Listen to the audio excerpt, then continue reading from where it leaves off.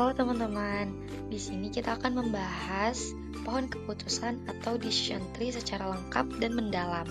Video ini khusus dibuat untuk membantu kalian memahami konsep decision tree mulai dari dasar hingga aplikasi nyata dalam bisnis.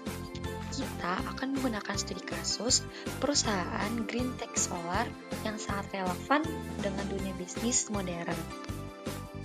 Nah, sebelum kita masuk ke pembahasan berikutnya, izinkan kami untuk memperkenalkan diri. Yang pertama, saya Masayu Anastasia Saputri dengan NIM 001. Lalu ada rekan saya, yaitu Aditya Prayoga dengan NIM 003 dan Anggita Puspajelita dengan NIM 005. Sebelum masuk ke decision tree, mari pahami dulu proses pengambilan keputusan yang sistematis. Ada 7 langkah penting yang harus kita ikuti. Pertama, identifikasi masalah yang dihadapi. Kedua, pengumpulan data dan informasi relevan. Ketiga, pengembangan alternatif solusi. Keempat, evaluasi setiap alternatif dengan analisis risiko dan keuntungan. Kelima, pemilihan alternatif terbaik. Keenam, implementasi keputusan. Dan yang ketujuh, evaluasi hasil untuk perbaikan di masa depan. Sebelum masuk lebih dalam, mari kita pahami dulu apa itu decision tree atau pohon keputusan. Decision tree adalah diagram berbentuk pohon yang menggambarkan berbagai pilihan keputusan dan kemungkinan hasilnya. Bayangkan seperti peta jalan yang menunjukkan semua jalur alternatif beserta konsekuensi dari setiap pilihan yang kita ambil. Dalam pengambilan keputusan, kita mengenal 3 jenis keadaan. Yang pertama yaitu certainty, yang dimana hasil bisa dipastikan 100%. Yang kedua, risk, yang dimana kita tahu probabilitasnya meski hasilnya tidak pasti. Yang ketiga atau yang terakhir, uncertainty, yang dimana sama sekali tidak ada informasi probabilitas. Berikutnya, decision tree khusus digunakan dalam keadaan risk, yaitu di mana kita punya informasi cukup untuk memperkirakan peluang terjadinya berbagai skenario. Kemudian terdapat 4 komponen utama dalam decision tree. Yang pertama yaitu simpul keputusan berbentuk kotak untuk titik pilihan, yaitu titik di mana kita harus memilih antara beberapa alternatif. Yang kedua, simpul keadaan alam berbentuk lingkaran untuk faktor tak terduga, yaitu titik di mana faktor eksternal yang tidak bisa kita kendalikan memengaruhi hasil. Kemudian yang ketiga, cabang untuk jalur pilihan, yaitu garis yang menghubungkan berbagai pilihan dan kemungkinan hasil. Kemudian yang terakhir atau yang keempat, payoff untuk hasil akhir setiap jalur, yaitu nilai akhir yang menunjukkan outcome finansial dari setiap jalur.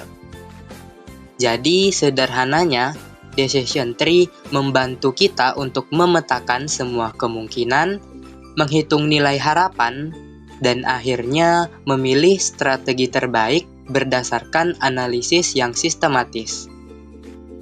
Baik, kita langsung masuk aja ke dalam studi kasus, yaitu perusahaan Green Tech Solar. Di sini kita akan mempraktikkan secara nyata bagaimana perusahaan panel surya yang ingin mengembangkan produk barunya, yaitu Solar Home System. Mereka menghadapi ketidakpastian pasar dan harus memilih strategi ekspansi yang tepat. Seperti yang bisa kalian lihat di pohon keputusan ini, perusahaan memiliki 3 opsi strategis. Yang pertama, simpul keputusan atau keputusan yang bisa dikontrol. Yang kedua, simpul keadaan alam atau faktor eksternal tidak terkontrol. Dan yang ketiga, akhir cabang atau payoff hasil akhir. Dengan demikian, perusahaan memiliki 3 opsi strategi, yaitu membangun pabrik besar dengan biaya 2 miliar rupiah, pabrik kecil dengan biaya 800 juta rupiah, atau kerjasama produksi dengan biaya 400 juta rupiah. Probabilitas pasar baik adalah 60%, pasar buruk 40%. Perhatikan setiap cabangnya, kita bisa melihat revenue dan payoff untuk setiap kombinasi keputusan dan kondisi pasar. Sekarang kita masuk ke bagian yang paling seru, yaitu menghitung payoff dan EMV. Pertama, kita hitung dulu payoff untuk setiap skenario. Rumusnya sederhana, yaitu payoff sama dengan revenue minus biaya. Mari kita hitung bersama-sama. Untuk pabrik besar, yang pertama pasar baik sama dengan 5 miliar rupiah, minus 2 miliar rupiah sama dengan 3 miliar rupiah. Kemudian pasar buruk, 1 miliar rupiah, minus 2 miliar rupiah sama dengan minus 1 miliar rupiah.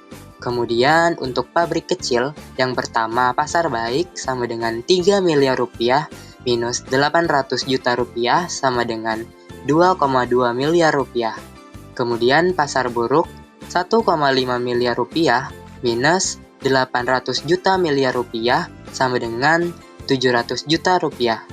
Kemudian selanjutnya untuk kerjasama, yang pertama pasar baik sama dengan 2 miliar rupiah minus 400 juta rupiah sama dengan 1,6 miliar rupiah. Kemudian pasar buruknya yaitu 1,2 miliar rupiah minus 400 juta rupiah sama dengan 800 juta rupiah. Sekarang kita hitung EMV-nya. EMV itu artinya Expected Monetary Value atau nilai harapan uang yang kita dapat. Rumusnya probabilitas dikali payoff. Perhitungannya seperti ini. Untuk pabrik besar, 0,6 kali 3 miliar rupiah sama dengan 1,8 rupiah. 0,4 dikali minus 1 miliar rupiah sama dengan minus 400 juta rupiah. Total EMV sama dengan 1,4 miliar rupiah. Selanjutnya untuk pabrik kecil, 0,6 dikali 2,2 miliar rupiah sama dengan 1,32 miliar rupiah. Selanjutnya 0,4 dikali 700 juta rupiah sama dengan 280 juta rupiah. Total EMV sama dengan 1,6 miliar rupiah. Selanjutnya yang terakhir, kerjasama. 0,6 dikali 1,6 miliar rupiah sama dengan 960 juta rupiah. Selanjutnya 0,4 dikali 800 juta rupiah sama dengan 320 juta rupiah. Total EMV sama dengan 1,28 miliar rupiah. Dari sini kita sudah bisa lihat mana yang paling menguntungkan. Selanjutnya, kita masuk bagian analisis risiko. Jadi teman-teman, setelah kita melakukan perhitungan EMV, kita mengetahui bahwasanya pabrik kecil ini memiliki nilai tertinggi dengan total 1,6 miliar. Sekarang kita harus bandingkan profil dari ketiga perhitungan yang telah kita buat. Yang pertama itu ada pabrik besar. Ini termasuk kategori high risk, high return, di mana potensi untungnya sebesar 3 miliar, tapi risikonya juga tinggi. Kita bisa rugi sampai 1 miliar jika pasar buruk. Lalu, pabrik kecil. Ini moderatnya risk steady return, selalu untung di kedua kondisi pasar. Meski tidak sebesar pabrik besar tadi, tapi dia lebih aman teman-teman dan konsisten. Selanjutnya ada kerjasama produksi. Sifatnya itu low risk, low return. Ini tuh paling aman, selalu untung. Tapi returnnya itu paling kecil dibanding opsi-opsi lainnya. Nah teman-teman, karena pabrik kecil EMV-nya tertinggi dan profil risikonya seimbang, kita tuh bisa pangkas dua opsi lainnya. Dalam decision tree, konsep ini tuh disebut pruning. Kita eliminasi pilihan-pilihan yang kurang optimal sehingga kita bisa fokus pada strategi yang terbaik. Jadi pabrik kecil ini tuh menjadi pilihan utama kita karena memberikan nilai harapan tertinggi dengan risiko yang terkendali. Lanjut pada konsep FVPI dan FVSI.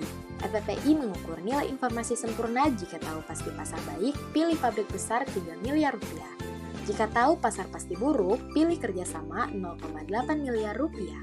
Perhitungan FVPI, Expected Value with Perfect Information sama dengan dalam kurung 0,6 dikali 3M ditambah dalam kurung 0,4 dikali 0,8M sama dengan 1,8M ditambah 0,32M sama dengan 2,12 miliar rupiah.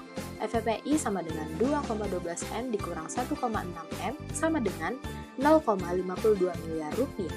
Ini harga maksimal yang wajar untuk informasi 100% akurat. Selanjutnya, konsep FVSI. Mengukur nilai informasi tidak sempurna. Rumus MVP dengan survei dikurang MV tanpa survei. Jika FVSI lebih besar dari biaya survei, maka worth it untuk dilakukan. Contoh, jika Greentech Solar melakukan survei pasar dengan biaya 100 juta rupiah dan survei ini meningkatkan MV menjadi 1,7 miliar rupiah, maka FVSI sama dengan 1,7 M dikurang 1,6 M sama dengan 0,1 miliar rupiah. Karena FVSI lebih kecil daripada biaya survei, maka survei tidak worth it. Survei hanya worth it jika FVSI lebih besar daripada biaya survei. Selanjutnya, rekomendasi strategis. Berdasarkan analisis lengkap, kami merekomendasikan bangun pabrik kecil untuk Greentech Solar. Kenapa? Karena ada 4 alasan utama. Alasan yang pertama, karena IMV-nya tinggi, yaitu 1,6 miliar rupiah. Alasan kedua, karena risikonya moderat, yaitu selalu untung di semua kondisi pasar. Kemudian alasan yang ketiga, modalnya efisien, hanya 800 juta rupiah. Kemudian alasan keempat, fleksibilitasnya tinggi, atau bisa expansion later kalau pasar membaik. Jadi, dengan decision tree, kita bisa membuat keputusan dengan keyakinan yang tinggi, karena sudah melalui analisis yang komprehensif. Nah, bagian ini tuh merupakan bagian terakhir, yaitu kesimpulan dan penutup teman-teman. Jadi, dari analisis yang kita berikan ke teman-teman, baik itu penjelasan decision tree itu apa, maupun perhitungan dari decision tree itu sendiri, kita mendapatkan 3 insight utama yang bisa kita ambil. Yang pertama, decision tree itu bukan sekedar teori, tetapi kita bisa menjadikannya tools praktis yang membantu kita membuat keputusan bisnis yang lebih terstruktur dan juga bisa berbasis data. Lalu yang kedua, dengan IMV kita bisa mengkuantifikasikan ketidakpastian, sementara dengan EVPI membantu kita untuk menilai seberapa berharga informasi tambahan sebelum kita mengeluarkan biaya untuk mendapatkannya. Yang ketiga, keputusan terbaik tidak selalu yang paling menguntungkan di kondisi ideal teman-teman, tapi yang paling tahan banting di berbagai skenario, seperti pilihan pabrik kecil untuk Greentech Solar. Nah, yang keempat, decision tree itu membuat proses pengambilan keputusan menjadi transparan dan bisa dipertanggungjawabkan, karena semua asumsi dan perhitungan terlihat dengan jelas, seperti itu. Untuk kalian yang mau praktik lebih lanjut, coba buat decision tree untuk keputusan sehari-hari seperti memilih jurusan, investasi, atau bahkan strategi bisnis kalian sendiri.